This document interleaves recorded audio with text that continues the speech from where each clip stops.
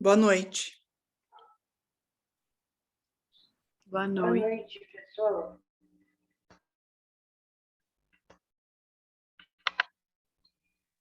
Boa noite. Boa noite.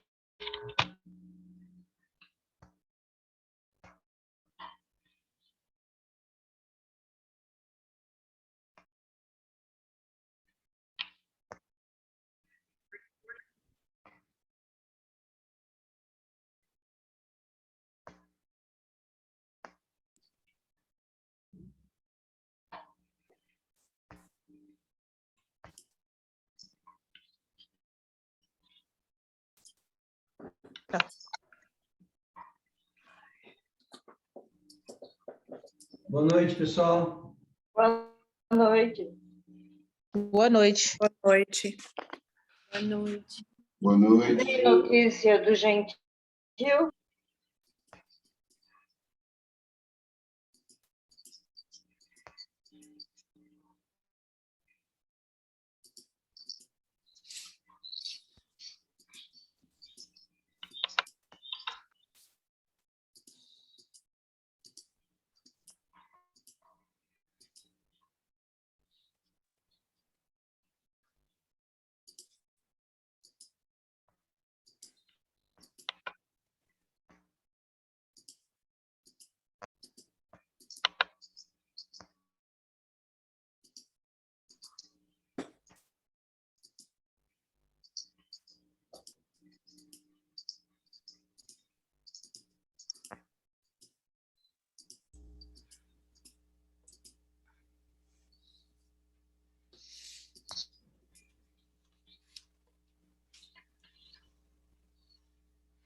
Boa noite a todos.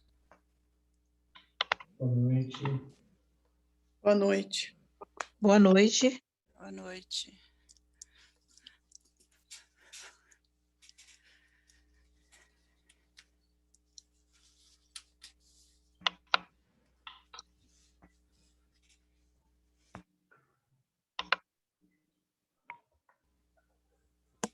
Boa noite, pessoal. Boa noite, Gentil. Olá, Boa noite. tudo bem? Boa noite. Não. Boa noite. Eu vou pedir licença para todo mundo, eu vou ficar de máscara, porque aqui eu estou isolado, mas não dá para ficar totalmente isolado, tá? Então, para não, né, colocar em risco ninguém aqui, eu vou permanecer com a máscara, tá bom? Sem problemas. E aí, tudo bem com todo mundo? Sim. Graças a Deus. Contente de ver. Então, de volta, de volta, graças a Deus, né? Só a ressaca do Covid agora, tá? Ontem eu tinha aula à noite e eu não consegui dar aula, porque eu estava com muito mal-estar. Agora hoje, graças a Deus, eu já estou bem melhor. O ruim é que esse mal-estar, ele oscila. Um dia você tá bem, outro dia você não tá. Isso É. demora uns dias ainda, viu? Mas se não mexer com o seu cognitivo, é tudo de bom, viu? É. Agora, a semana passada, eu dei aula para vocês, eu já estava com Covid, É. só que não sabia, né? Quando você foi tomar vacina, você já estava com Covid, porém você ainda não tinha os sintomas.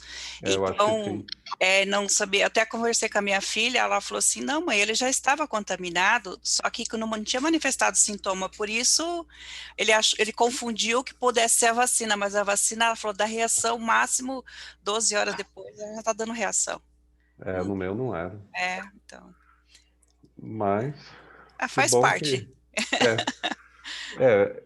O duro é, graças a Deus, eu, né, passei a ter contato. Quando eu comecei a sentir aqueles sintomas, eu já tive mais cuidado com as demais pessoas, né? Comecei a usar máscara e tudo mais para evitar qualquer coisa, porque eu não sabia, não tinha certeza de nada, né? Enquanto você estiver contaminando, o ideal é que todo mundo da sua casa use máscara. Todo mundo de máscara, ninguém sem, e aonde você separar suas coisas de alimentação, prato, copo, é ideal, viu? E antes de você, o pessoal usar o banheiro, também sanitizar. A gente fez tudo isso na casa do meu sogro, viu? Sabe aquele procedimento bem maluco, bem doidão, assim, sem correr risco. Aqui a gente também está fazendo tudo isso. Eu acabei ficando com a suíte, né? Daí eu uso só lá. Isso, Eu tem que ficar. durmo lá, uso banheiro lá. Minha esposa está usando o sofá aqui, porque ainda bem que ela é pequenininha. Né, o médico vai dizer para você, a hora que você já está liberado, que você não transmite mais, Aham. e aí tranquilo, não tem problema nenhum. Né? Mas é desse jeito mesmo, não adianta se apavorar, você só tem que fazer as coisas certinho e pronto. Mas na hora que você está sentindo mal mesmo, dá uma coisinha. Né? Dá. Infelizmente mexe com o nosso emocional, porque você não sabe até onde isso vai. Exatamente. Você não... É inexplicável você não saber se vai piorar, se vai ser só isso, então realmente mexe mesmo. Espera mais um minutinho o pessoal entrar.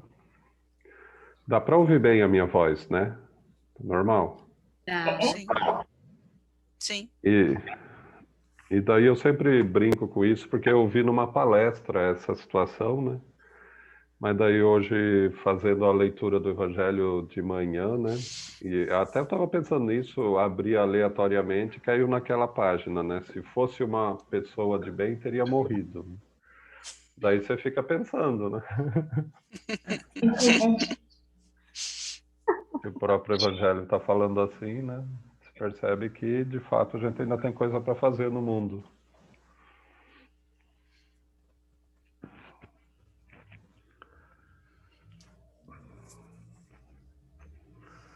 O pessoal que está escalado já está aí? Eu não lembro da escala. Eu vou fazer a prece inicial. Eu vou fazer o evangelho. Ana Lúcia, a volta. Eu e a Seara. Boa noite, gente. A Ana entrou. Oi, boa noite. Pessoal, eu peço desculpas, mas eu estou com muita dificuldade de conseguir manter o horário 7h30. Eu não vou conseguir chegar às 7h30, never. Eu tenho um compromisso antes que teve um ajuste de horário, e hoje, por exemplo, teve um pequeno acidente, aí pronto, é o suficiente para eu atrasar. Então, não me esperem, porque eu vou sempre chegar 35, 8, 40, tá bom? Tá bom, combinado. Bom, acho que a gente pode começar então, né? Sim. Vamos lá? É a Seara, né? É a Seara, depois a prece, depois o Evangelho, né? Então, é o capítulo 83, Obreiros e Instrumentos. Reunião pública de 14 do 11 de 60, questão 226, parágrafo 12º. Afirmas a cada passo plena confiança nos instrutores espirituais que a todos nos assistem. Neles reconheces os timoneiros da evolução. Entretanto, não te confies à inércia, atribuindo-lhes no mundo o dever que te cabe. A usina, conquanto poderosa, não realiza a tarefa da lâmpada. O oceano, apesar de gigantesco, não atende ao ministério da fonte humilde. Eles, os obreiros da luz, oferecem planos admiráveis, contudo, aguardam mãos prestimosas para que as boas obras se consolidem. Auxiliam a enxergar a realidade, mas não dispensam olhos compassivos que adossem a revelação da verdade, para que a verdade não se faça fogo destruidor. Ajudam a conhecer as pessoas e os problemas, mas pedem ouvidos caridosos que saibam discernir, a fim de que o mal não se levante por flagelo da vida alheia. Inspiram ideias edificantes, mas rogam corações generosos que lhes detenham a luz. Apresentam as áreas destinadas à produção do melhor, no entanto, solicitam pés que as procurem na direção do serviço.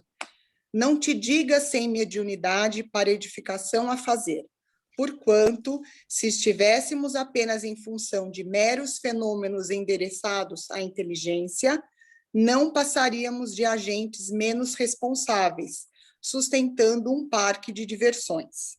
Através da onda de nossos pensamentos, podemos estar em contato incessante com a onda dos pensamentos superiores que vertem dos mensageiros do Cristo, sabendo assim, conscientemente, a extensão do trabalho que nos compete. Seja onde for, onde estiveres, és instrumento do bem, chamado à prestação de serviços segundo as necessidades dos que te cercam. Não te faças desse modo indiferente ou desavisado, pois, conforme a antiga sabedoria, tudo que fizermos sem fé ou sem boa vontade, sem esforço ou sem sacrifício, não tem qualquer valor ou merecimento, nem neste mundo, nem no outro.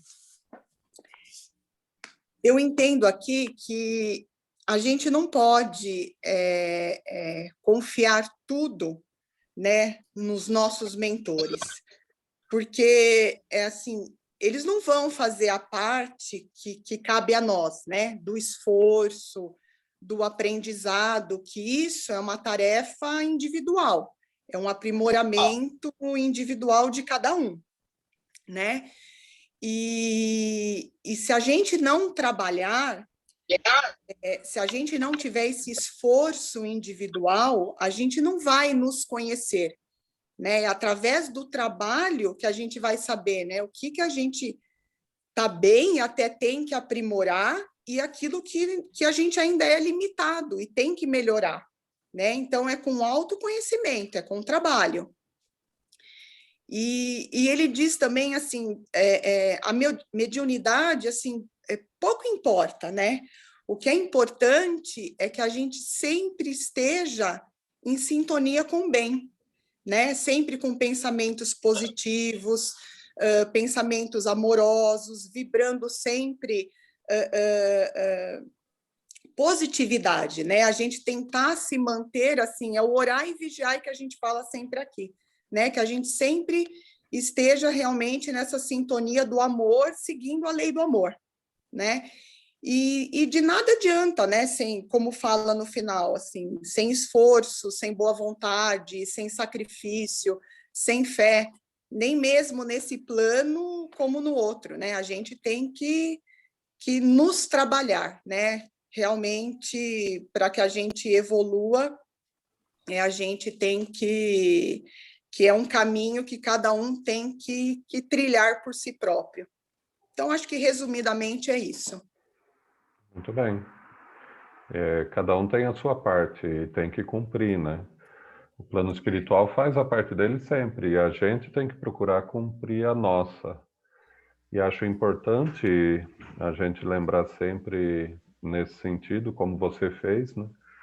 Que não precisa ser médium para ajudar o plano espiritual na obra de construção do reino de Deus no mundo, né?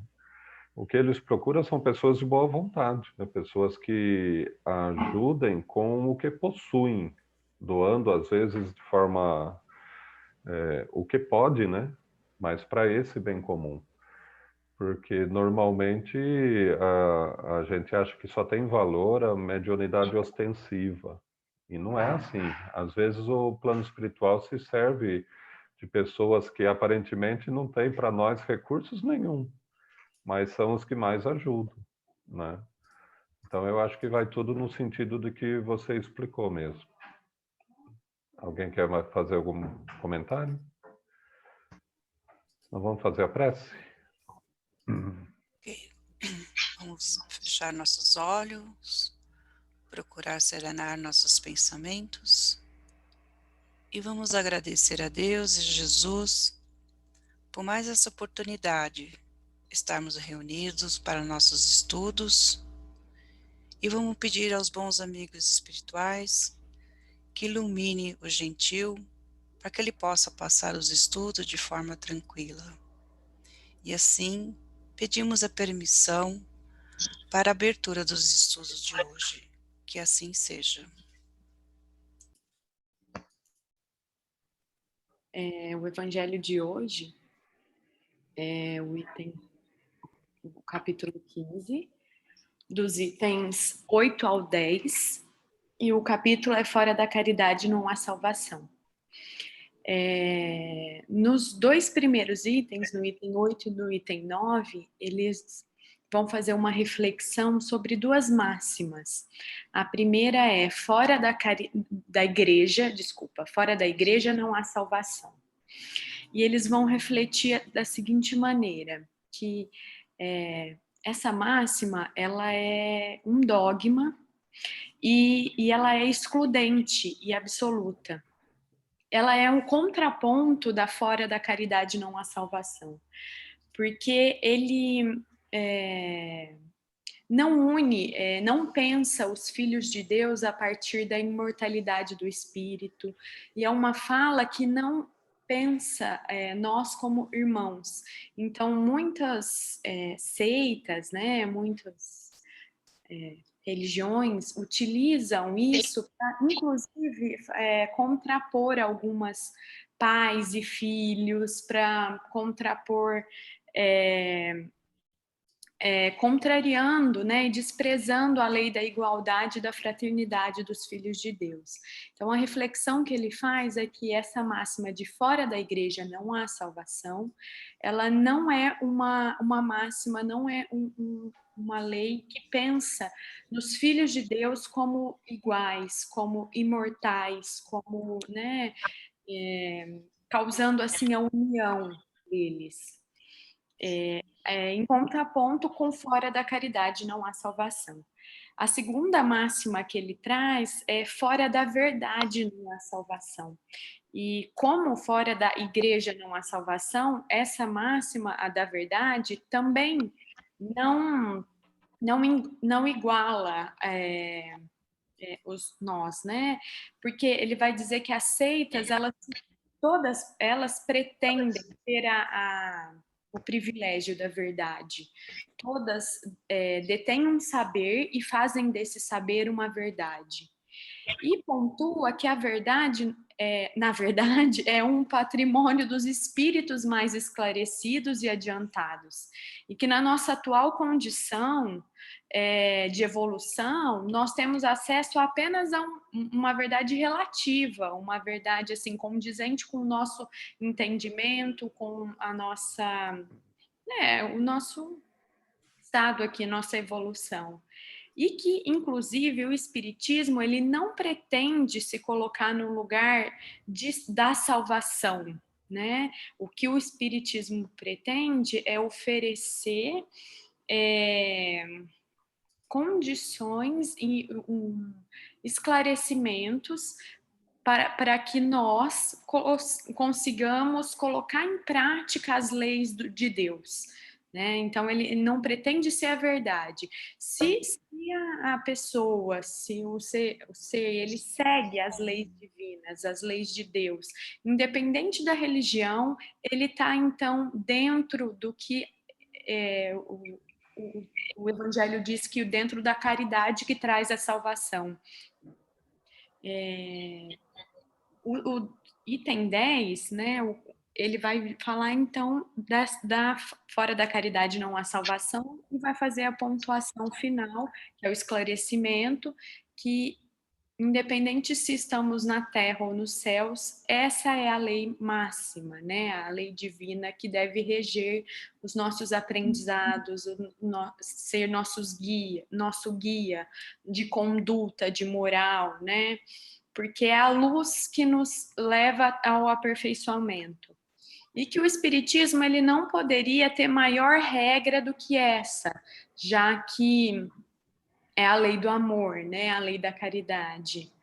E fala que é sempre importante lembrar que não basta evitar o mal, né, para fazer a caridade, tem que fazer o bem. E o bem é uma virtude ativa. Então, não basta não fazer o mal para estar dentro da lei da caridade. Ele conclui o Evangelho dizendo que nós temos que agradecer e dar graças ao ensino, né, ao Espiritismo, que possibilitam o entendimento das leis divinas. Não porque ela nos vai...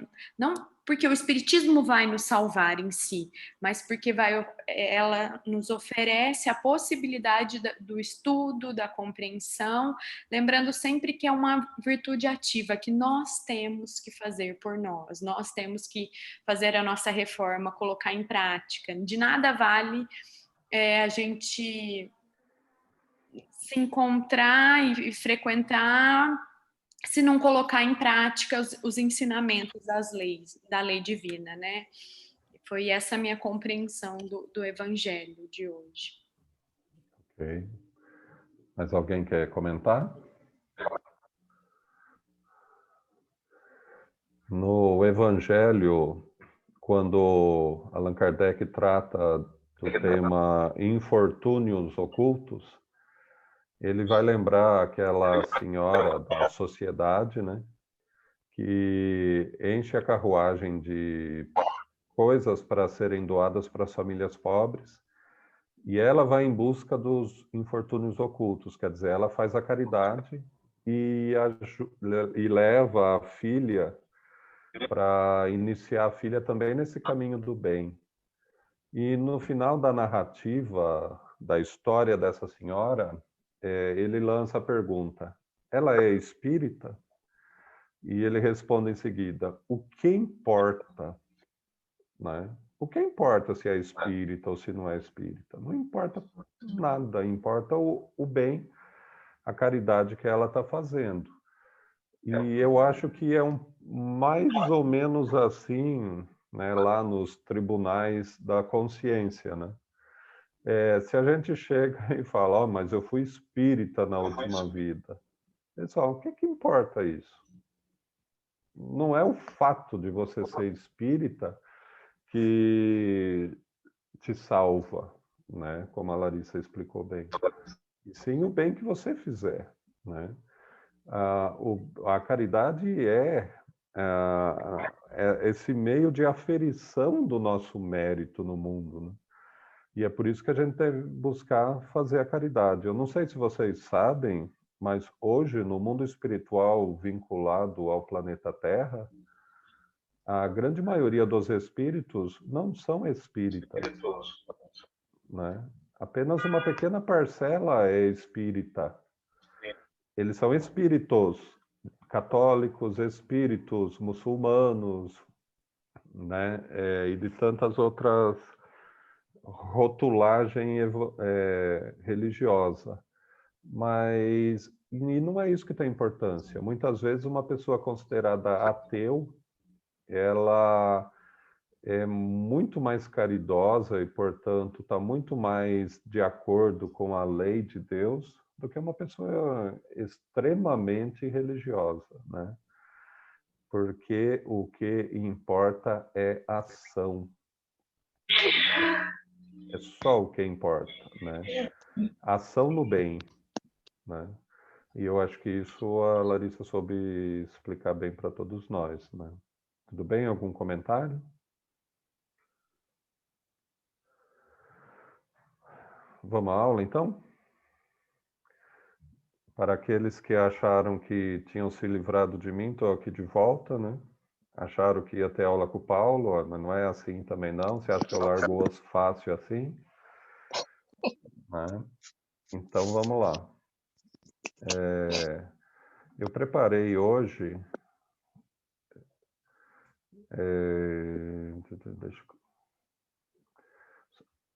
mais um roteiro só para a gente seguir, assim, não é nada muito aperfeiçoado, né? Mais um roteirinho para a gente acompanhar.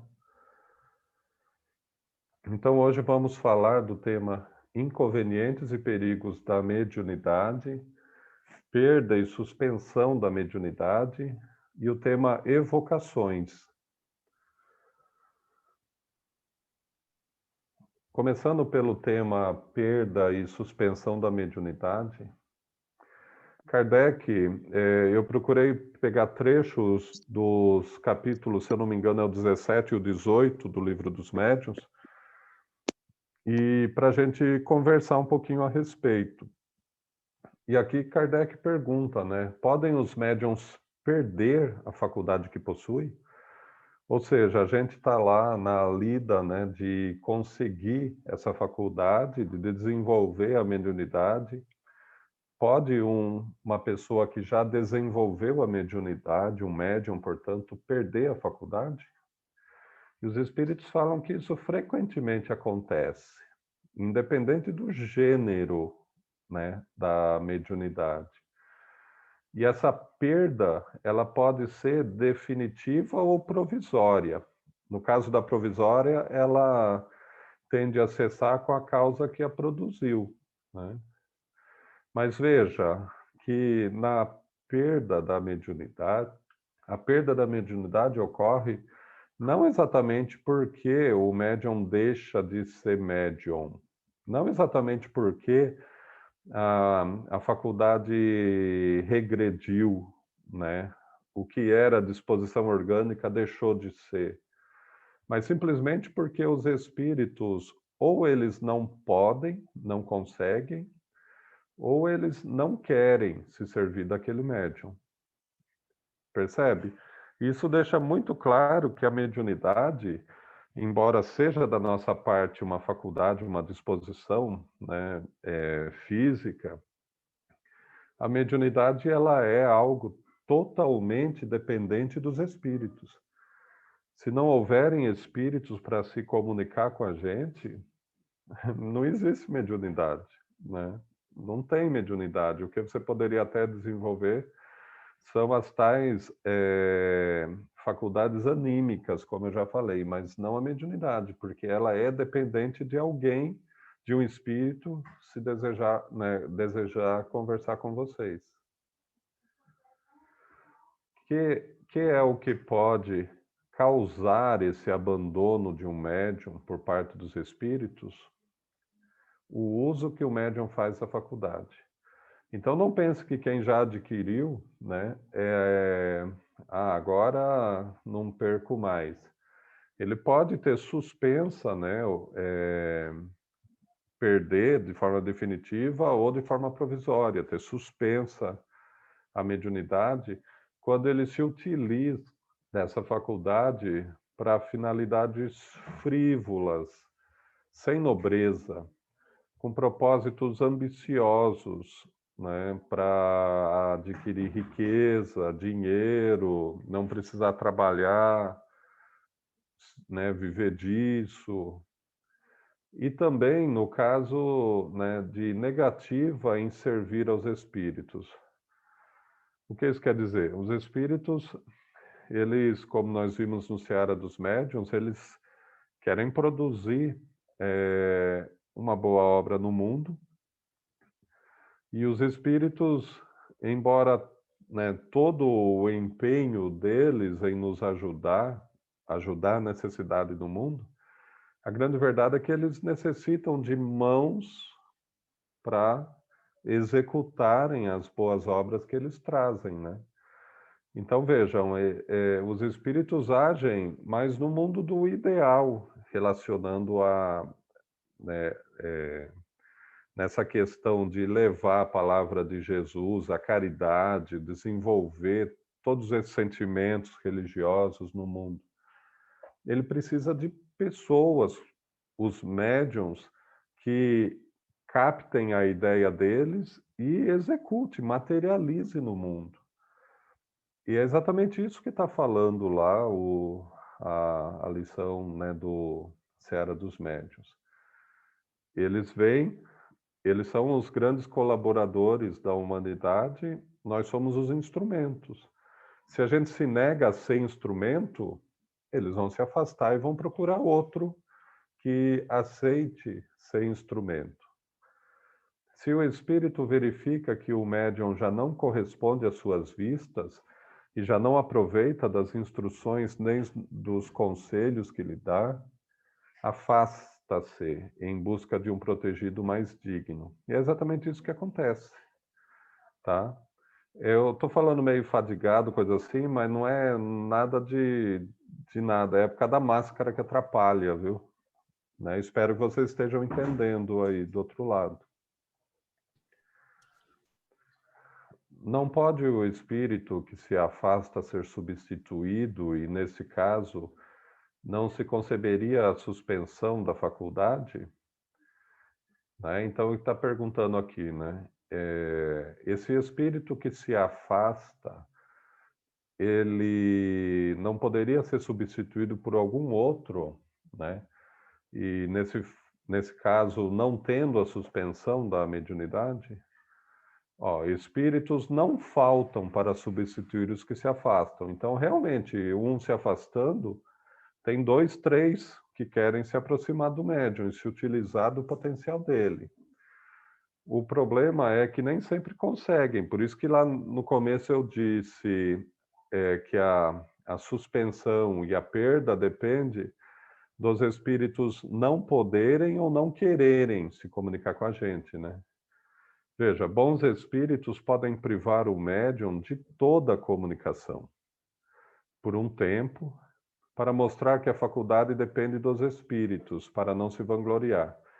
Então é aquela situação do médium que está se vangloriando e os espíritos, simplesmente para mostrar para ele que sozinho ele não pode nada, ele corta toda a produção mediúnica. E, nesse caso, eles não permitem que outros se aproximem. Então dá a impressão mesmo, e às vezes isso é um teste de paciência difícil para a gente, mas dá a impressão que você não produz mais nada, né? Secou a fonte, não percebe mais nada, né? E isso dura o tempo necessário. Também pode privá-lo para proporcionar-lhe um repouso material de que o julgou necessitado, caso em que não permite que os outros espíritos substituam. Isso também, às vezes, o espírito o médium, ele acaba se apresentando muito cansado em determinada fase da vida dele, da produção mediúnica, enfim, de tudo. E os espíritos, para dar um descanso para ele, simplesmente cessam a produção mediúnica, né? E não permite que outros espíritos se comuniquem. É o mesmo caso quando esse médium está doente. Então, não é a doença que cessou a mediunidade dele, mas sim os espíritos que não permitem a produção mediúnica naquele momento, que é para ter a total recuperação do médium. Ok? Vêm-se médiuns de muito mérito, moralmente falando, que nenhuma necessidade de repouso sentem e que muitos se contrariam com essas interrupções, cujo fim lhe escapa. Veja que Allan Kardec, né, o espírito, né, dele, ele era até às vezes teimoso, insistente é a palavra melhor, nas questões. Aqui ele está querendo dizer, tá, mas pode ter médium que não merece uma reprimenda, né? Quer dizer, não merece que os espíritos cessem a produção para repreendê-lo, né, de alguma coisa. E também não precisam de repouso, estão bem. E mesmo assim a interrupção da mediunidade acontece. Por quê? Né? Daí eles falam, a interrupção serve para exercitar paciência e provar perseverança. Então, a interrupção ela pode ser um teste também, né?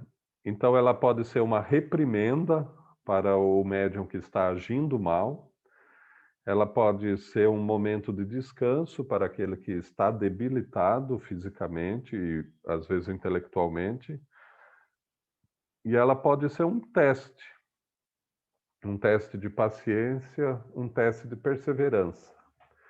E exatamente por isso os espíritos não indicam a data final da suspensão.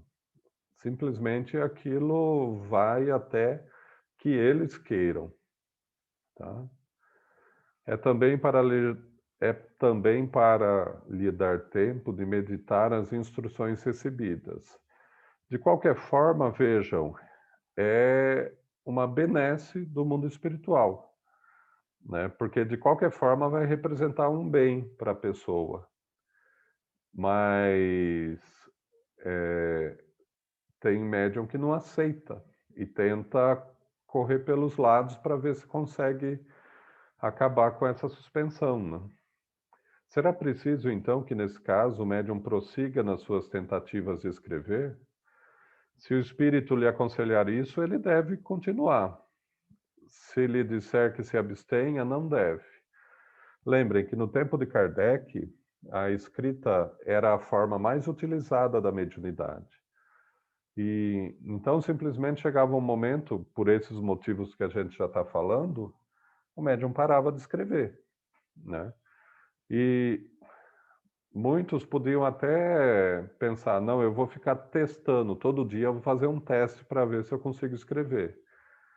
E os espíritos falam aqui, né, olha, ele pode até fazer isso, mas se os espíritos disserem que não deve, é perda de tempo, porque não vai adiantar nada, né? Fazer testes diários para ver se a mediunidade voltou. Haveria meio de abreviar essa prova, se é o caso, né, tirando aquele caso do repouso, né?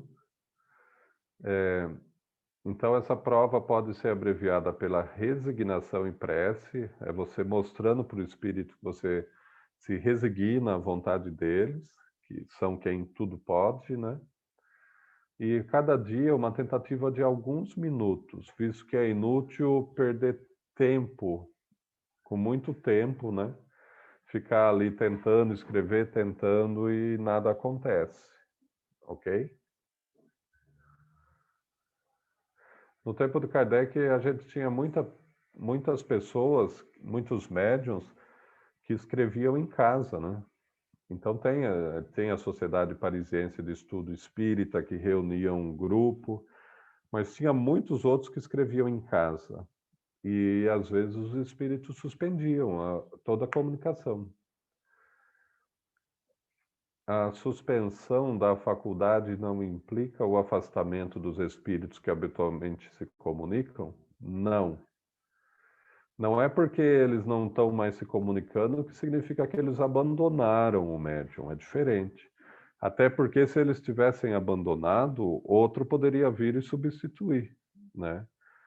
Eles apenas encerram a comunicação, mas eles ficam ali do lado. Não deixa de estar rodeado pelos espíritos, embora sem vê-los. Pode conversar com eles na confiança que está sendo ouvido, tá bom? Então, eles estão do lado, eles só não permitem a comunicação. A interrupção da faculdade mediúnica nem sempre traduz uma censura por parte dos espíritos. Com toda certeza, não, né? Não é sempre uma censura. Pode ser uma prova de benevolência, como nós vimos. Eles podem querer aquele nosso momento de descanso. Por que sinal se pode reconhecer a censura nessa interrupção? Interrogue o médium a sua consciência e pergunte a si mesmo qual o uso que tem feito da sua faculdade, qual o bem que dela tem resultado para os outros, que proveito há tirado dos conselhos que lhe tem dado e terá a resposta. Então veja que o Espírito já está dizendo que é aquela prece e resignação que ele falava na resposta anterior, né? Se eu acho que eu não, se eu tive interrompida a comunicação com os espíritos, eu não sei qual é o motivo. Os espíritos não vão vir falar para mim, olha, eu estou parando porque você não agiu bem, né? É você que tem que se interiorizar, meditar a respeito, analisar os seus atos, analisar o que você tem feito e tentar identificar onde você está errando. E isso é um exercício que, independente da interrupção da mediunidade, ela deve ser sempre realizada, que é o exame de consciência que a gente traz lá do tempo do catolicismo, né? Que é aquele exame necessário que você passe em pensamento todos os atos do seu dia, analisando se não está errando alguma coisa. Porque às vezes a gente erra e nem se apercebe, né? Tá? Então, é muito importante esse exame da nossa conduta, da nossa consciência. Exame esse que o ideal fosse feito diariamente, né?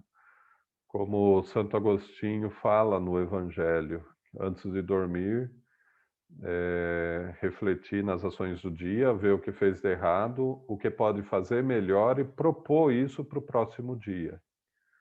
Essa é uma boa conduta.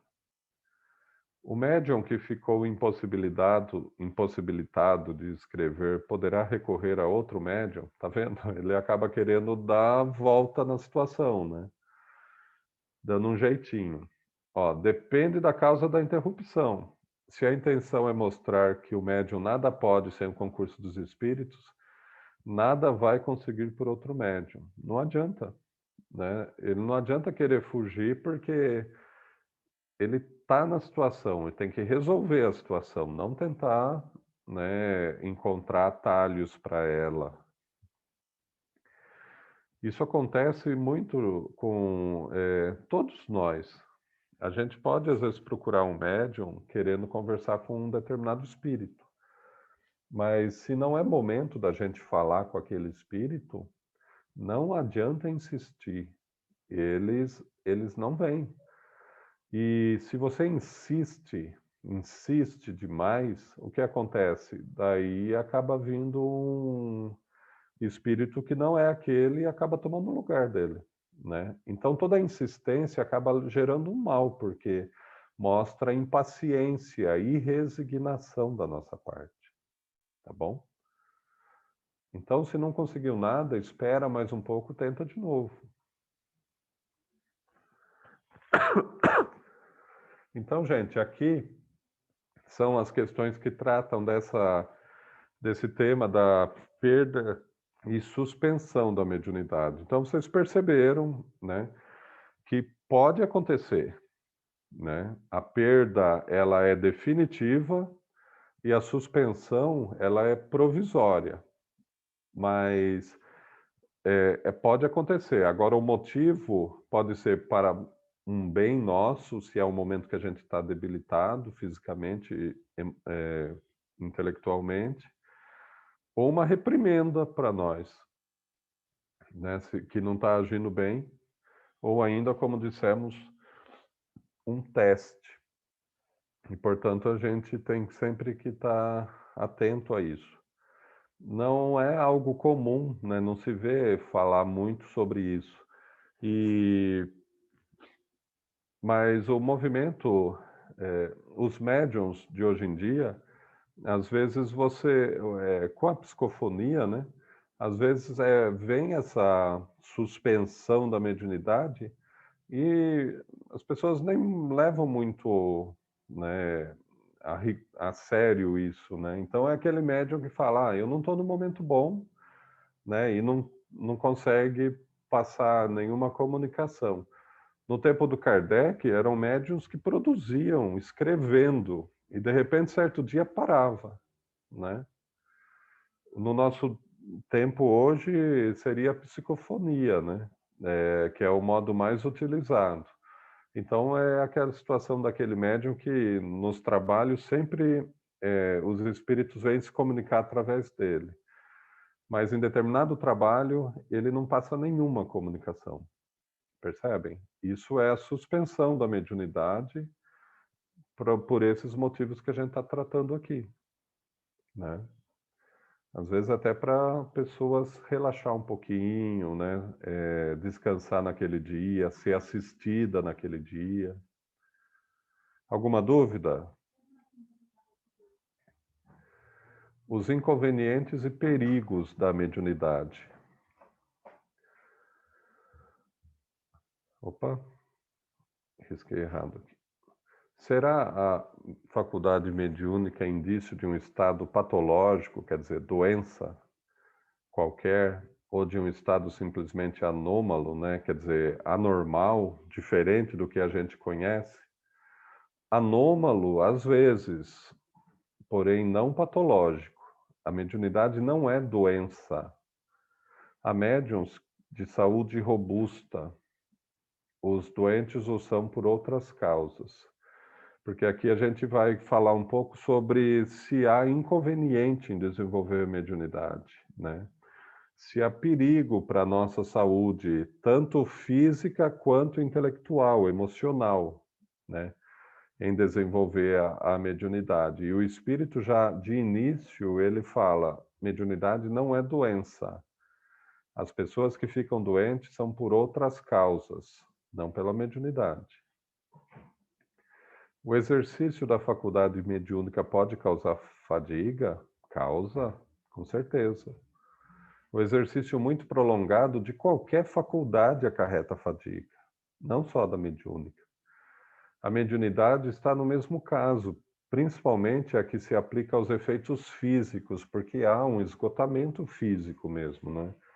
Há um trabalho intenso com as energias físicas.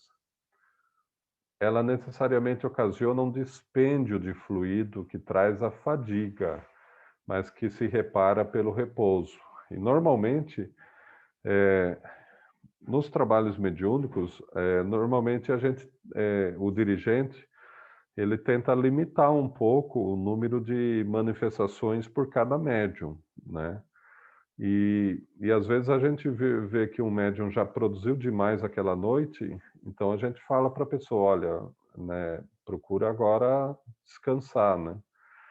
Se há outros médiums, porque causa sim uma fadiga, causa um esgotamento. Só que o que a gente observa nos trabalhos de assistência, às vezes o médium fica totalmente esgotado após uma manifestação, mas na conclusão dos trabalhos, antes do encerramento, a gente tem a parte das vibrações e toda uma reharmonização do ambiente. Ali a gente já sente que tudo aquilo vai sendo harmonizado, né? Você vai percebendo que aquele esgotamento vai indo embora, você vai se sentindo melhor. Então percebam que o próprio plano espiritual trabalha para que, terminado um trabalho, né, de assistência, os médiuns já estejam repostos, os médiuns já estejam bem equilibrados. Mas há sim um esgotamento, com toda certeza. Pode o exercício da mediunidade ter de si mesmo inconveniente do ponto de vista higiênico, a abstração feita do abuso? Esse higiênico é no sentido de mental, eu imagino aqui, né? Há casos em que é prudente, necessária mesmo a abstenção, ou pelo menos o exercício moderado. Tudo dependendo do estado físico e moral do médium. Aliás, em geral, o médium o sente e desde que experimente fadiga, deve abster-se. Então, no sentido assim, de evitar um mal para o médium, né? Você tem que analisar se é um médium mentalmente mais fraco, né? Você tem que ter uma moderação, como em tudo, né?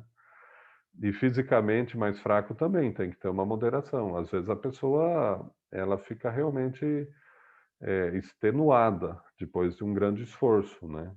Então, em muitos casos, você tem que se abster, ou pelo menos ter um exercício mais moderado, dependendo da situação pessoal de cada um. Haverá pessoas para quem esse exercício seja mais inconveniente do que para outras? Já eu disse que isso depende do estado físico e moral do médium. Há pessoas relativamente às quais se deve evitar todas as causas de sobreexcitação, e o exercício da mediunidade é uma delas. Realmente, tem gente que qualquer coisa, né, cria uma superexcitação que pode ser prejudicial, né? Não é só espiritismo isso, né? Mas veja, que não é a mediunidade, não é o estudo do espiritismo que pode levar, inclusive, como a gente vai ver, a quadros de loucura.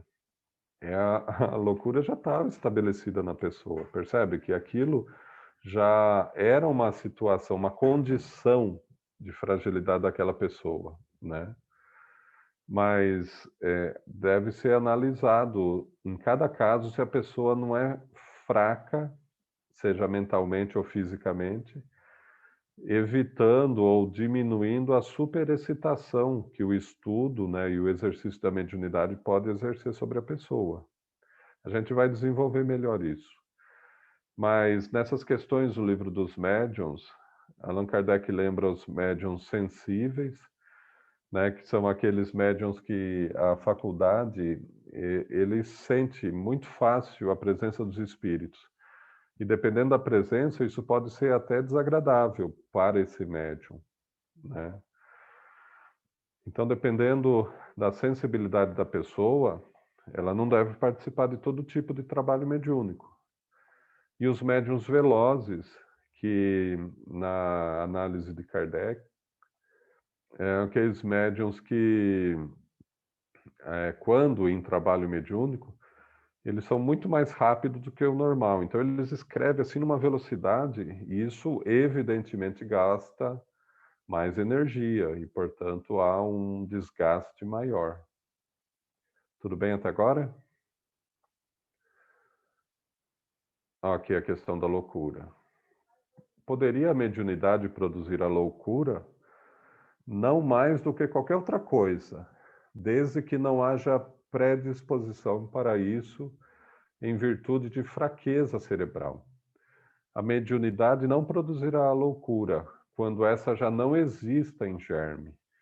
Porém, existindo este, o bom senso está a dizer que se deve usar de cautelas, sob todos os pontos de vista, porquanto qualquer abalo pode ser prejudicial.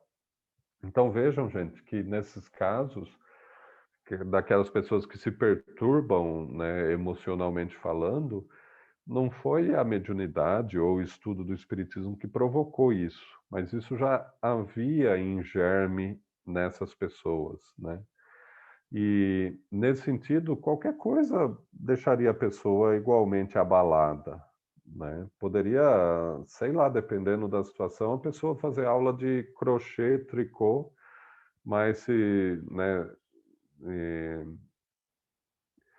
acaba se abalando com aquilo lá, aquele ímpeto da perfeição e outras coisas assim pode levar a pessoa, né, a um quadro de desequilíbrio.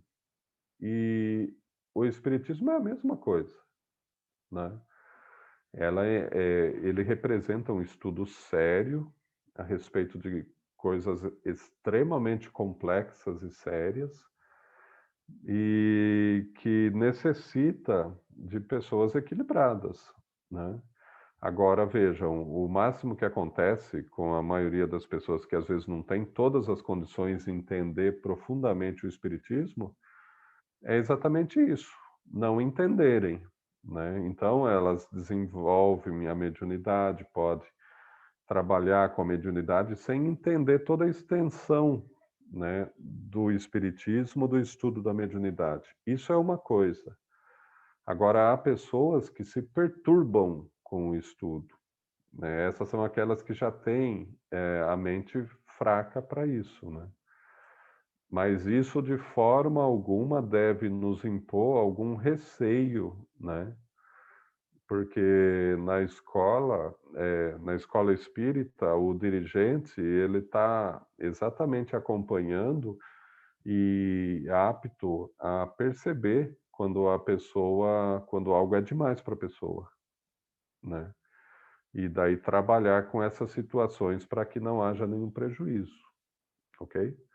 Por isso a importância das pessoas no desenvolvimento mediúnico, os dirigentes do desenvolvimento mediúnico, já terem uma experiência mais acentuada, né? Ter já uma condição melhor uma percepção melhor da turma, né? Do grupo que está em desenvolvimento, para que não ocorra nenhum prejuízo. Alguma dúvida aqui, gente? Haverá inconveniente em desenvolver-se a mediunidade das crianças? É a mesma coisa, porque vejam que né, as crianças são iguais a algumas pessoas que mesmo adulta têm a mente frágil, né? Então há, com toda certeza, certamente, e sustento mesmo que é muito perigoso querer desenvolver mediunidade em criança, pois que esses organismos débeis e delicados sofreriam por essa forma grandes abalos, e as respectivas imaginações sofreriam excessiva superexcitação. Assim, os pais prudentes devem afastar dessas ideias, ou quando nada lhes falar do assunto, senão do ponto de vista das consequências morais, que é o que se faz no Fraternidade, não é? As crianças são levadas a qual estudo? Ao estudo da evangelização, né? Quer dizer, eles estão estudando o Espiritismo, só que estão estudando o Espiritismo no seu aspecto moral, né? No seu aspecto evangélico. E aí, ó, perfeito, está em ordem. Por quê? Eles vão se acostumando com isso, vão se crescendo de forma sadia, bem equilibrada, até o momento em que é possível o desenvolvimento das suas faculdades mediúnicas. Né? A gente sabe que requisito para o curso na casa é a idade mínima de 18 anos, né?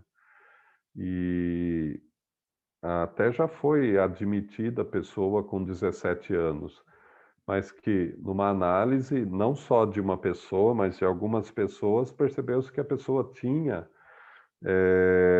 uma condição melhor de lidar com aquilo, quer dizer, tinha já maturidade, né? E é essa maturidade que é necessário para um estudo mais sério, tanto do espiritismo quanto da mediunidade, ok? Mas Senão e é perigo.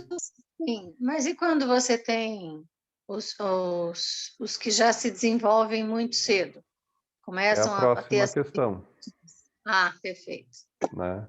E você vai ver que aí é diferente, né? Olha lá. Há, no entanto, crianças que são médiums naturalmente, quer de efeitos físicos, quer de escrita e de visões. Esse é todo o linguajar do tempo do Kardec. Né? Apresenta isso o mesmo inconveniente? Aí o Espírito fala, não. Quando numa criança a faculdade se mostra espontânea, é que está na sua natureza e que a sua constituição se presta a isso. O mesmo não acontece quando é provocada e superexcitada, que é exatamente o caso do Chico Xavier. Eu uso esses exemplos, Chico e o Divaldo. A gente tem filme da vida dos dois e vocês perceberam a infância deles.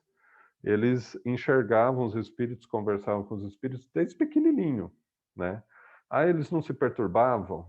Eles não se perturbavam com o fato de conversar com os espíritos. Eles ficavam perturbados com todo mundo falando que eles eram loucos, não é? Porque, veja, eles conversavam, o Divaldo brincava com os amiguinhos dele, o Chico conversava com a mãe dele, com outras pessoas, né? E isso não perturbava eles. Para eles isso era normal, era natural. Eles, né, já estavam na constituição, na natureza deles. O que os perturbava era as outras pessoas achando estranho o que eles faziam, né? Mas eles mesmos cresceram de forma sadia, sem prejuízo nesse sentido. Entenderam aqui? Então, quando vem natural, é diferente, porque já está previsto para aquele espírito essa situação. O que é muito diverso, né, de você provocar essa superexcitação, né, numa mente frágil, ok?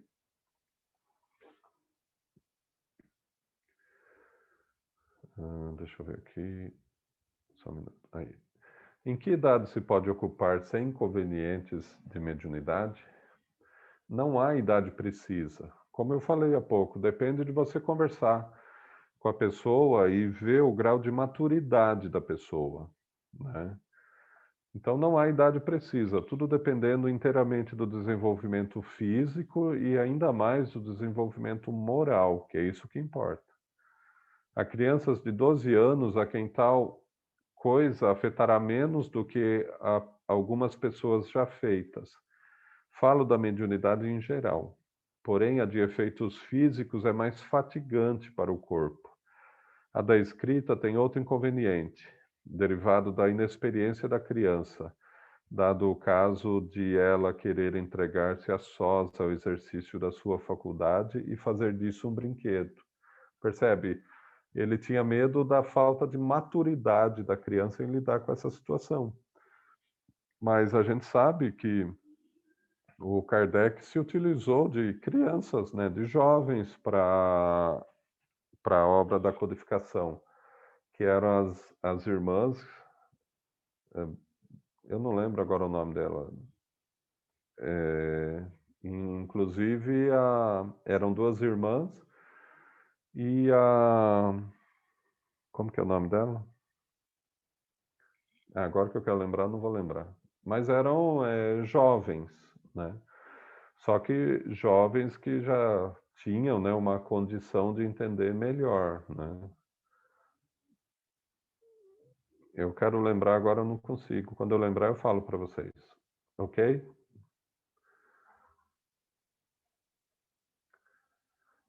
Eu lembrei do nome de uma, da Irmã-se do Fo, né? Vocês sabem que esse espírito que assina alguns livros, né, a Irmã-se do Fo, ela foi uma das jovens que trabalhou com... Ela não era, né, criança, lógico, já era mais desenvolvida, mas foi uma das jovens que trabalhou com Kardec, recebendo muitos textos da obra da codificação. Tudo bem, gente? Tá dando para entender aí, né? Falando um pouco agora das evocações. Nossa, acho que eu estou falando rápido. Ainda é 8h30. É que também eu não preparei muita coisa, assim, eu, né, só fui tirando alguns trechos.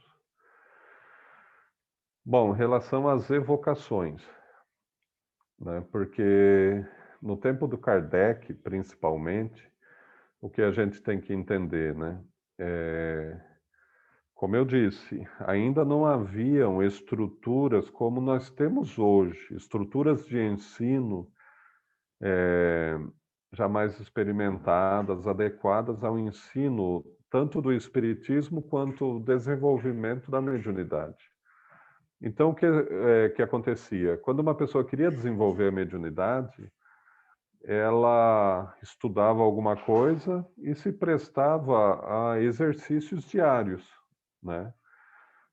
Na tentativa de desenvolver essa mediunidade. Tanto assim que no livro dos médiuns, eu não lembro qual capítulo, mas tem um capítulo que Kardec ajuda no desenvolvimento de um método, né, para que a pessoa possa treinar em casa e treinar sua mediunidade, né? Então, vejam, hoje é totalmente diferente. Mas no tempo do Kardec, as pessoas faziam o exercício mediúnico em casa, né? É em casa lá que elas iam testar a sua mediunidade e é em casa que elas desenvolviam seu trabalho mediúnico. Depois é que foram surgindo os agrupamentos, né? Então, nessa questão, já que tudo isso era feito em casa, e mesmo nos agrupamentos espíritas iniciantes, a questão da conversa em si com os espíritos, surge esse ponto importante, que é o das evocações. Eu devo evocar ou não devo? Eu devo deixar o espírito naturalmente se aproximar e passar a comunicação? Hoje, pode ter evocação na casa espírita, né? Tem evocação? Essa é a questão, né? E em casa eu poderia evocar algum espírito? Então, são todas essas questões importantes que esse tema propicia. Portanto, aqui, os espíritos, eles se comunicam com a gente. Eles podem vir de forma espontânea, né? Simplesmente eles comparecem, ou eles podem ser evocados.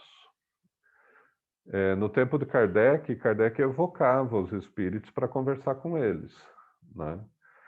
Ele fala, em ambos os casos, não há uma certeza de que o espírito é aquele que diz ser, porque a gente não está enxergando. Então, o que é melhor, evocar ou esperar que o espírito venha sozinho, né? Kardec fala, ele tem para ele isso daqui, ó. Quando não se dá a palavra a ninguém, abre-se oportunidade para que qualquer um fale. Quer dizer, Kardec preferia evocar os espíritos e não simplesmente deixar que eles se manifestassem à vontade, né? E hoje em dia há muita evocação de espíritos. Porque vejam, um exemplo daqueles...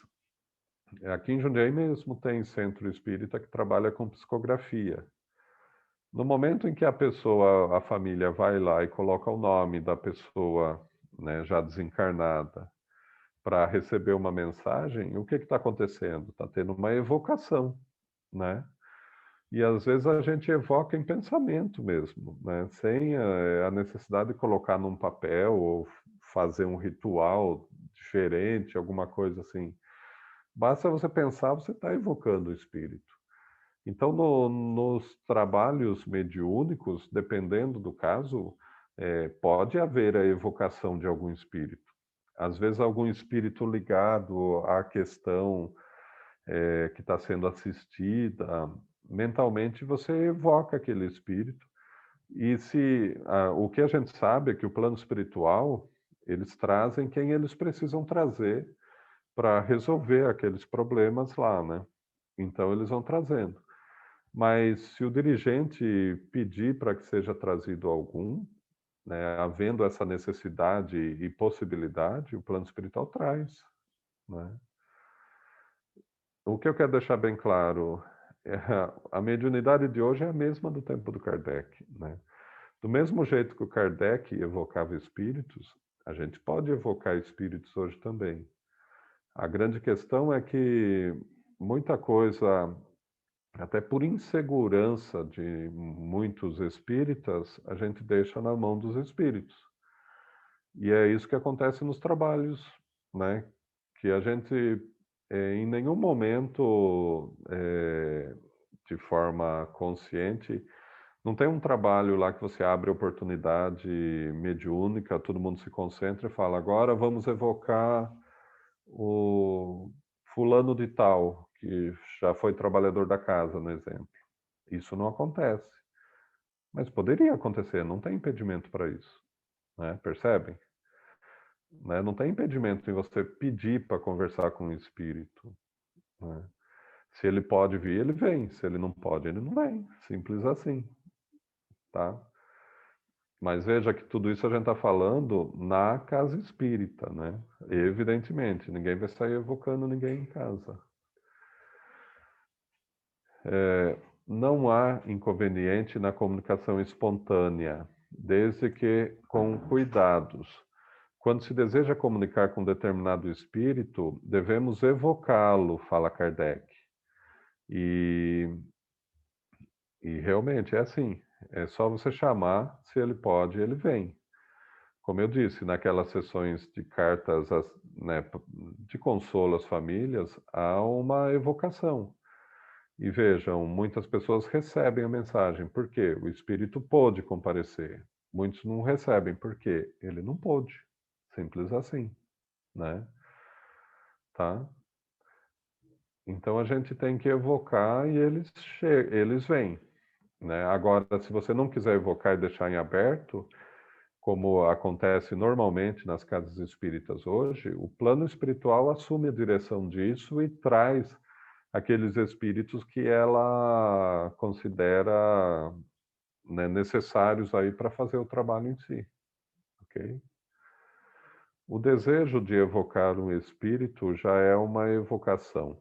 O simples desejo de eu pensar aqui agora, né? Ah, eu gostaria de conversar com um parente meu já desencarnado. Mas se você pensar, você já chamou ele, né? E o que acontece? Lá onde ele está, ele capta. E se ele pode, ele vem dar uma olhadinha, o que está acontecendo aqui, né? Então, o simples desejo de evocar o espírito já é uma evocação.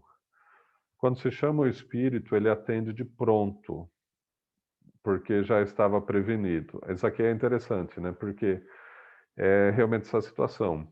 Então, isso acontece, normalmente é assim mesmo. Então eu coloco na minha cabeça que eu quero em determinado médium lá, que eu vou pedir para ele escrever uma carta de um parente meu já desencarnado. E no dia, eu faço até oração de manhã e peço, ai meu Deus, ajuda que esse meu parente venha me passar a comunicação, a mensagem que eu quero receber. A evocação está ali já, percebem? Que a evocação você já fez antes. E daí o que acontece? Se o espírito pode ir, ele já passa o dia avisado. À noite eu vou naquele médium para passar essa comunicação aí, escrever essa carta. Ele já está avisado. E se ele pode ir, ele já está se preparando para isso. No momento que é feita a evocação no centro lá, daí ele já está lá. E já está lá pronto, porque ele já sabia que você ia lá buscar a carta, percebe? Então, ele foi avisado antes e chega lá na hora. Toda evocação é um ato de pensamento. Falar o nome não adianta nada, porque antes de você falar, você pensou. E é isso daqui que viaja, né? É o pensamento que atinge a pessoa, até porque a voz fica circunscrita no ambiente das quatro paredes em que estamos inseridos. A voz não viaja para lugar nenhum. É o pensamento que viaja e atinge o espírito, esteja ele onde estiver. Ok? Quando o espírito não pode atender de pronto, o mensageiro marca um prazo para o seu comparecimento, né? E às vezes o espírito não consegue vir, né? E às vezes ele está ocupado, né? Você chamou aquele espírito, ele não pode vir no momento, ele fala que virá na próxima noite, no exemplo. Né? Daí você, naquela próxima noite, pode chamar que o espírito comparece. Tudo isso, gente, mostra que entre nós e os espíritos tem que ter, evidentemente, os cuidados que Kardec iniciou o estudo lá atrás, né? A gente tem que tomar todas as prevenções possíveis para não ser enganados por eles, porque a gente não está enxergando eles no normal, né? Mas deve haver interação nossa com os espíritos. Tem muitas casas espíritas que não tem, parece que não tem espírito dentro da casa espírita, né? Porque não tem momento de intercâmbio mediúnico para nada. Então, de um lado, se os espíritos realmente, como a gente sabe, é lógico isso, eles querem que a gente cumpra a nossa parte, portanto, muita coisa, a decisão é nossa, a gente que tem que decidir, não tem que ficar perguntando para eles. Mas eles não se negam a uma interação sadia entre os trabalhadores encarnados e eles desencarnados. Sabe, ter estudos, exemplo, colocar num dia da semana um estudo sério sobre temas evangélicos, outros temas, e no final do estudo pedir a palavra, a orientação do plano espiritual. Eles não se negam a isso, muito pelo contrário, eles vêm com muita boa vontade nos ajudar. E isso é feito muito pouco, né? As pessoas conversam muito pouco com os espíritos, né? Então isso é algo que a gente poderia até aprimorar mais, ter momentos a mais para conversar com eles. Também porque se eles não quiserem vir, eles não vêm, simples assim, né? Mas querendo vir, eles vêm e nos ajudam. Eu lembro que eu fiz um curso de 2 anos seguidos na federação, na FESP, que era o curso de aprendizes do Evangelho. Isso já faz um pouquinho de tempo, eu não lembro agora, mas deve fazer mais de 10 anos com certeza. E toda a aula, no final da aula, tinha manifestação espiritual, em que o espírito ele vinha falar um pouco sobre o tema da aula. E eu achava aquilo muito legal, né? E achava aquilo tudo assim muito interessante. Inclusive, eu era um dos médiuns que estava em desenvolvimento ainda, portanto faz mais de 10 anos. Eu estava ainda em desenvolvimento mediúnico. Eu já tinha terminado o curso de mediunidade, mas não deslanchava, eu não conseguia fazer a coisa destravar, né? Era insegurança minha. E foi numa dessas aulas, né, na FESP, que o Espírito veio e, né, e através de mim passou uma dessas manifestações aí, pela primeira vez, de forma que, né, enfim, segura, assim, né, que eu senti realmente, e a partir de então a minha mediunidade começou a desenvolver mais intensamente. E então essas aulas eram bastante proveitosas, com essa interação com o mundo espiritual, né? Ela é muito importante. Não há fórmulas, sabe? Não tem como você criar uma fórmula para chamar os espíritos, porque basta um pensamento.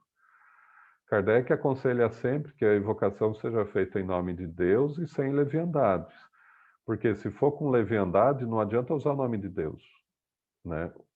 Os espíritos não respeitam muito essa questão de nomes. Eles respeitam, sim, a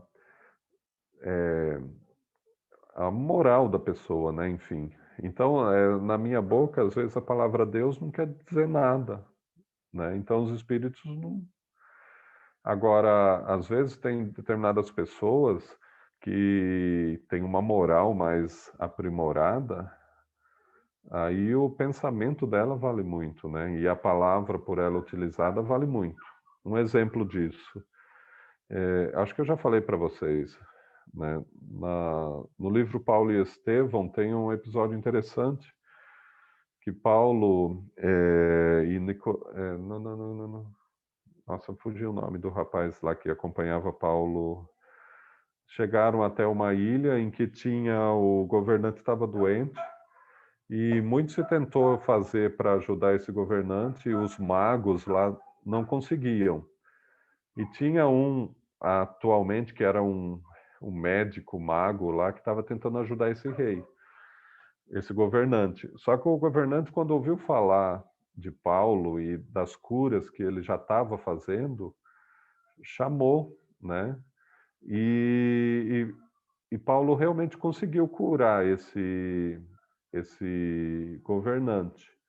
E esse mago, né, que tentou curar e não conseguiu, ficou de olho lá em tudo que estava acontecendo e depois ele quis tirar proveito disso, né? Ele foi tentar curar uma pessoa que estava obsessa de espíritos, né, obsediada por espíritos, e que eles falavam que estava endemoniado, né? E era muito violento e tudo. E esse obsediado estava lá andando e esse mago foi tentar curar, chegou para ele e falou: em nome de Jesus e em nome de Paulo, eu te ordeno que saia, né?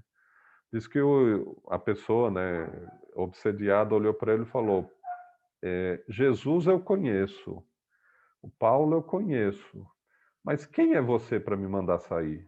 E diz que deu a maior surra no mago, porque o mago não tinha nenhuma influência moral, né? Não tinha influência moral suficiente para se opor àqueles espíritos. Paulo, ele fazia isso, mas porque ele tinha, né, essa força, essa energia moral dele, né? E, e Jesus nem se diga, né? Mas esse mago não tinha, então quer dizer que não adianta nada usar palavras se você não acredita nas palavras. O que vale é realmente o seu moral. O que vale é o conteúdo do sentimento que já tem em você. Evocações são mais difíceis que comunicações espontâneas, porque a evocação depende de o espírito poder comparecer, né? E nas espontâneas ele comparece se ele pode, tá? Se você evocar alguém, né? Vai depender a presença desse espírito, dele poder comparecer naquele momento, e às vezes o espírito não tem nem condição, né? Ele não tem condição ainda de equilíbrio para comparecer, ok? Esses médiuns positivos que é falado aqui, no capítulo se refere a eles com relação às evocações, né? Eles são muito raros, Kardec fala, eles têm uma nitidez e precisão muito clara nas mensagens. Então, eles seriam ideais para você fazer uma evocação do espírito, né? E assim ter a segurança e a condição até de identificação desse espírito, porque a mensagem escrita por esses médiuns seria muito nítida e muito precisa, né? Kardec cria uma catalogação até cansativa dos médiuns, mas não necessariamente isso quer dizer que tenha um médium para cada, né? Uma pessoa só pode ter mais de um daqueles tipos que ele criou naquele catálogo, né? Gente, tudo bem por enquanto?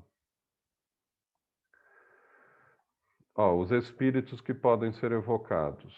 Pode ser evocado todo e qualquer espírito. Independente de ser bom, ser mau, qualquer espírito pode ser evocado. Mas isso não quer dizer que eles vão atender. Por quê? Muitos não querem, muitos você chama, eles simplesmente falam, eu não quero ir aí não tem nada que me leve até aí. E não vai. Tem outros que não podem, até gostariam de ir, mas não conseguem, né? E tem outros que são impedidos de ir, né? Assim é no exemplo, muitos casos, pessoas recém-desencarnadas que ouvem a família chamando.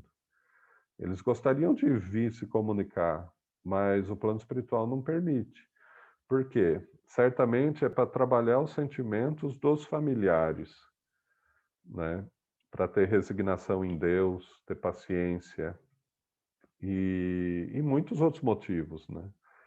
O espírito recém-desencarnado, às vezes, ele não pode se abalar e rever os familiares em tão pouco tempo, isso pode criar um abalo. Então, é levado em conta todas essas questões para permitir ou não o espírito de comparecer quando chamado, ok? Há inconvenientes em se evocar espíritos maus. Isso depende do fim que se tenha em vista e do ascendente que se possa exercer sobre eles. Evocador tem que possuir autoridade moral, que é aquela questão que a gente estava falando, né? A pessoa que tem autoridade moral, ela pode evocar qualquer espírito. A gente sabe que no caso o Kardec, ele evocava os espíritos, ele tinha essa autoridade moral, mas ele tinha algo mais. E tem uma passagem no livro dos médiuns que fala isso, que ele evocou um espírito, que era um espírito batedor lá em Paris, e esse espírito estava bravo, chegou bravo, e esse espírito falou assim, esse espírito ele jogava pedra nas casas, lá quebrava a vidraça das casas. E Kardec pergunta para ele, você que jogava as pedras? Ele falou, sou eu sim, e vou jogar umas pedras em você também, né? E daí Kardec fala para ele, pois eu peço que se você puder, que jogue as pedras, né? Quer dizer, desafiou ele. E ele fala, eu só não vou jogar as pedras porque você tem um protetor grandão aí do seu lado, né? Querendo dizer que Kardec era protegido, né? Por aquela equipe que estava junto dele ali. Só que ele tinha autoridade moral, né? Então ele podia evocar qualquer espírito e esse espírito iria respeitá-lo pela autoridade moral dele, né? É nesse sentido que vocês imaginam em Jesus, né? Jesus, que espírito que poderia se opor a Jesus? A gente sabe que eles falam mal, ficam praguejando e tudo mais, mas pelas costas. Quando estão na presença, eles não fazem isso, né? E porque a autoridade moral é uma força muito intensa, tá? Em alguns trabalhos espirituais, eu já participei de trabalho na casa espírita, em que determinados médiuns está sendo assistida uma família, né, uma casa, e determinado médium, de repente, sente na casa da pessoa e fala, eu sinto que na casa dele tem determinado espírito lá, de tal e tal jeito. Daí a gente evoca esse espírito no trabalho. A gente fala, então vamos, né, concentrando nosso pensamento e pedindo que esse espírito se apresente aqui, que esse espírito seja trazido. E o espírito vem, né? Ele vem para conversar. E então vejam, é evocação. É um caso de evocação. No caso do trabalho assistencial que é feito na casa espírita, é lógico, essa autoridade moral é provisoriamente trocada pela autoridade moral dos amigos espirituais que nos ajudam, né? Porque eles nos ajudam e nos protegem, né? Talvez sozinho a gente não tivesse condição de fazer o que é feito com o auxílio deles. Pode-se evocar espíritos de animais, né? É interessante essa questão. Depois da morte do animal, o princípio inteligente que nele havia se acha em estado latente e é logo utilizado por certos espíritos incumbidos disso, para animar novos seres em os quais continua ele a obra da sua elaboração. Assim, no mundo dos espíritos não há errantes espíritos de animais, porém unicamente espíritos humanos. Errantes, vocês sabem que são os espíritos que ainda têm que reencarnar, né? A resposta desse espírito, ela foi no sentido até de não ficar criando polêmica no tempo errado, né? E porque a gente sabe que alguns espíritos são mantidos no mundo espiritual, né? E são utilizados, inclusive, nos trabalhos de assistência lá, nos trabalhos socorrista, como a gente já ouviu falar. Mas, normalmente, o espírito do animal, ele já é prontamente utilizado em outros animais. Ele não fica errante, né? E não fica também misturado com os demais outros espíritos, tá? Porque ele é necessariamente, embora ele tenha uma individualidade, ele ainda é um princípio espiritual em evolução, né? Ele tem individualidade, ele já tem o seu lado racional sendo criado, o seu lado emocional sendo criado, e às vezes em muitos deles isso muito aprimorado, muito aperfeiçoado. Mas normalmente os espíritos que tendem a retornar, reencarnar na Terra, eles não ficam errantes no mundo espiritual.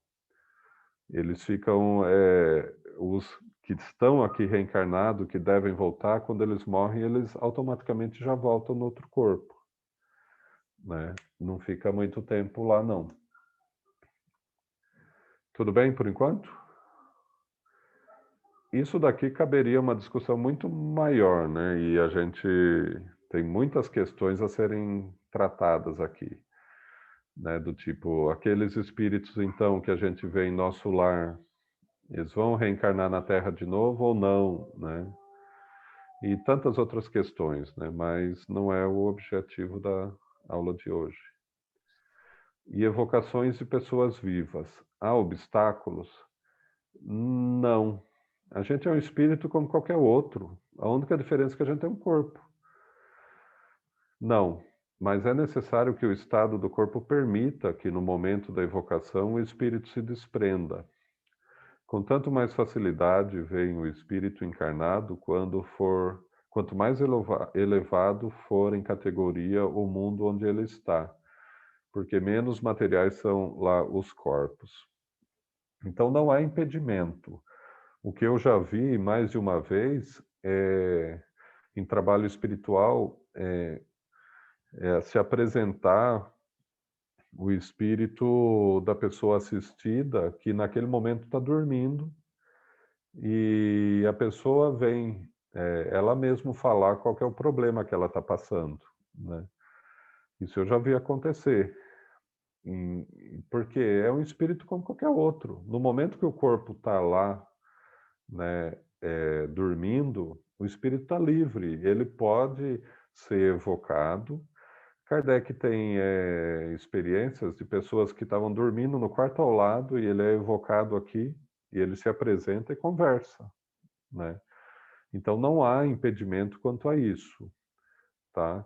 Dependendo do espírito, esse estado de desdobramento não precisa nem lá ser tão profundo, né? Se o espírito já é mais aperfeiçoado. Como é o caso que a gente sabe de Santo Antônio de Pádua e outros que deixavam lá o corpo parado e iam, né, conversar com as pessoas, às vezes longe. No caso do da Igreja Católica, né, o Santo Antônio de Pádua, ele deixou o corpo dele na Itália e foi até Portugal para conversar com as pessoas que estavam querendo incriminar o pai dele lá numa situação. Tá? Então, o espírito pode sim se manifestar, pode ser chamado e pode se manifestar. Gente, alguma dúvida? Eu não sei se acabou, se tem mais, deixa eu ver. Acabou. Eu falei muito rápido? Acho que sim, né? Alguém tem alguma dúvida, alguma questão? Deixa eu te perguntar uma coisa, Gentil. Nesse caso aí que você falou de evocação, quando eu estava no centro, tinha muitas pessoas que estavam internadas, estavam em coma, e elas apareciam, porque elas, no sentido, às vezes elas pediam que elas tinham que partir, o próprio familiar não deixava, prendiam elas, né, energeticamente, e elas precisavam que a família desvencilhasse, saísse de um pouco de perto, porque elas pudessem partir, né. Me lembro de muitos casos nesse sentido no centro, né. É uma possibilidade. A pessoa, o corpo em coma, pode liberar o espírito, né? Aí vai depender também do espírito, né? Sim. Mas há uma possibilidade. Ele pode se manifestar, ele pode conversar, né, com o médium, sem problemas. A gente tem que pensar que a gente é um espírito como qualquer outro. A única diferença é que a gente está nesse corpo, né? E no momento em que o corpo ele entra no estado alterado, né, de consciência, que é o transe, o espírito se libera. E aí é como fala na resposta lá, dependendo do espírito, né, ele tem um maior controle sobre isso ou não. Tá? Mas pode acontecer sim. Gente, alguma dúvida, alguma questão? Essa aula é o resumo dos capítulos do Livro dos Médiuns, né? Sobre o tema e retrata mais diretamente o que acontecia no tempo de Kardec. Eu tentei dar uma atualizada nisso tudo, trazendo para vocês algumas coisas que acontecem hoje, no nosso dia a dia. Quer dizer, acontecia até um tempo atrás, porque agora está tudo meio suspenso, né? Mas, por causa da pandemia, agora que está voltando, né, de novo as reuniões mediúnicas. Mas, então a gente procurou dar uma atualizada. Mas uma coisa que fica bem claro, né? Em casa, a gente não deve evocar espíritos, principalmente porque a gente não sabe a condição que eles estão do lado de lá, né? Então, principalmente parentes nossos, e às vezes a gente fala, não, mas a pessoa era boa, deve ter virado um santo lá. Mas nem sempre é assim, a gente não sabe, né? A gente não sabe o que ia na intimidade da pessoa, né? Veja um exemplo do pai do André Luiz, no livro Nosso Lar fala, né? Todos achavam que ele era uma pessoa totalmente dedicada à família, e na verdade ele tinha 3 famílias, né? E desencarnado foi levado pelo desequilíbrio às regiões lá do umbral. Então, em casa, evitemos de evocar as pessoas, né? Mas fazer prece, isso que é o curioso, né? Fazer prece, você está lembrando, e a pessoa está lembrando de você. O espírito percebe, ele sente, né? Mas é diferente. É diferente do que você pegar e falar, né? Eu peço que o espírito de fulano chegue aqui agora na minha casa. Isso é evocação, né? Porque a prece é diferente. Na prece, você lembrou dele, conectou, mas ele vai receber, né, essa intensidade da sua energia. Agora, na evocação, você está chamando mesmo. E, curiosamente, que se você está chamando, até as barreiras naturais da vibração da sua casa, né, seriam com isso transpostas, né? Porque se você está chamando o espírito, você está dando permissão para ele entrar, né? Então, é evocar na casa espírita. Em casa, só aqueles que a gente sabe que estão bem, que são o nosso protetor, né? Nosso protetor, nosso bom amigo da guarda. E eu costumo, né, chamar para intimidade do nosso lar Jesus, porque esse sim a gente pode chamar sem contraindicação, né? Que é muito bem-vindo na nossa casa. Alguém tem alguma dúvida, alguma questão?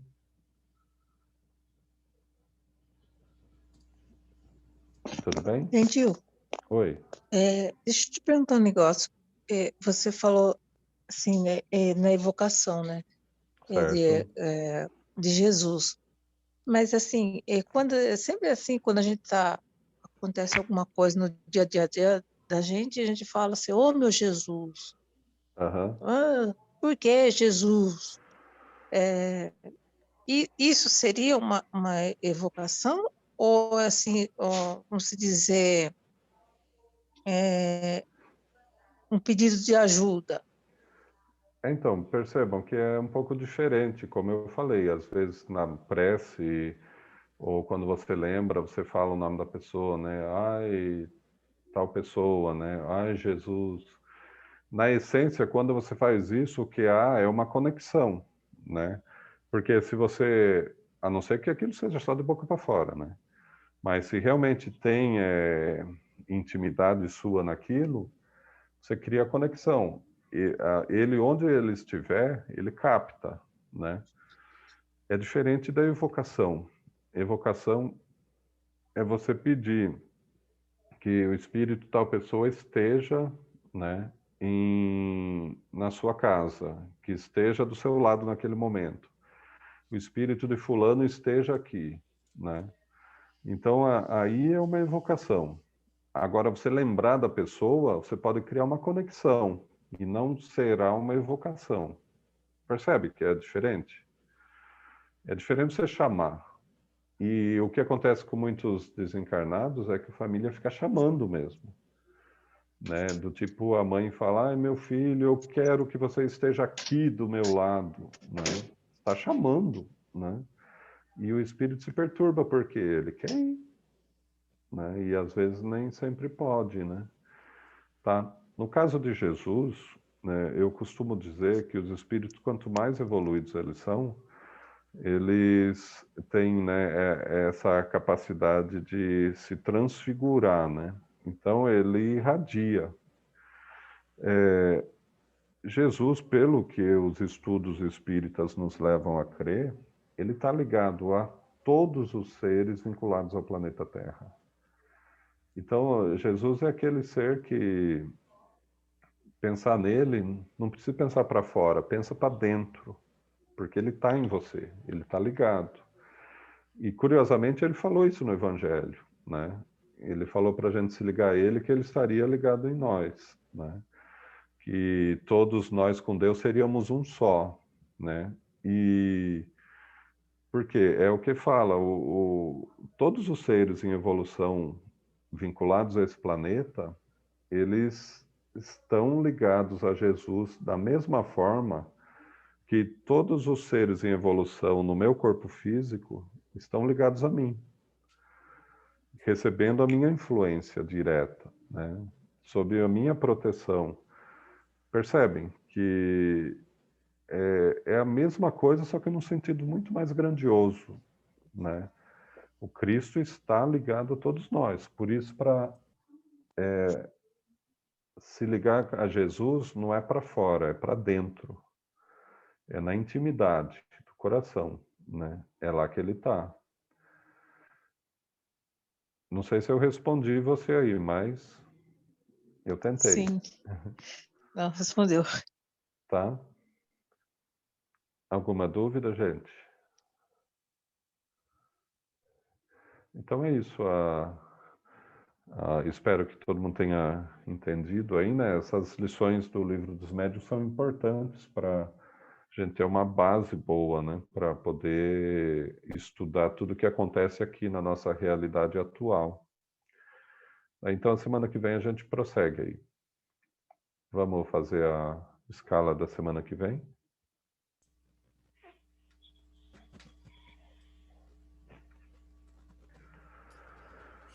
Quem faz a leitura do Seara? Eu posso fazer, Larissa. A Larissa, leitura do Seara. A prece inicial. Eu faço, Rosângela. A Rosângela faz. Leitura do Evangelho.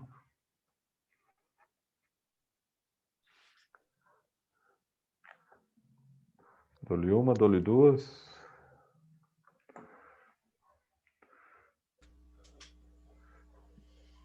Alguém gostaria?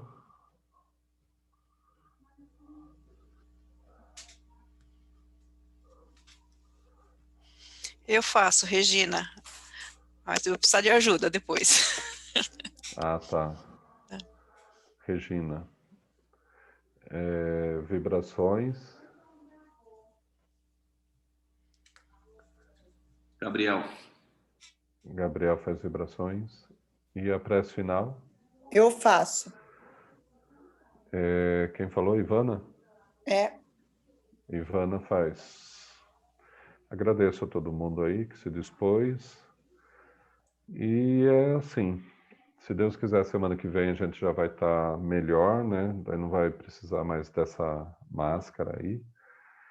E daí vão dar para vocês me entender um pouco melhor, né?